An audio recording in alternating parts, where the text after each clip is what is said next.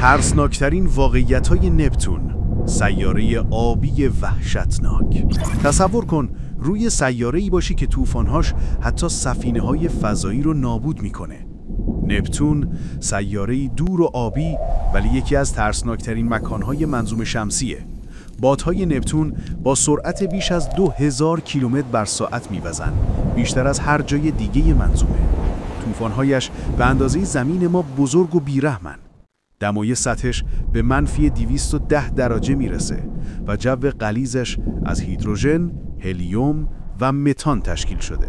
اگر حتی یه فضانورد بخواد نزدیک بشه، احتمال زنده موندنش تقریباً صفره. تصور کن سفینه‌ای در طوفان نپتون گیر کرده باشه. رعد و برق‌های شدید، بادهایی که همه چیزو خرد میکنن و سرمایی که همه چیزو منجمد میکنه. این سیاره زیبایی آبیش رو با وحشتی بیپایان ترکیب کرده. میخوای حقایق مخوف دیگر سیارات رو بدونی؟ فالو کن.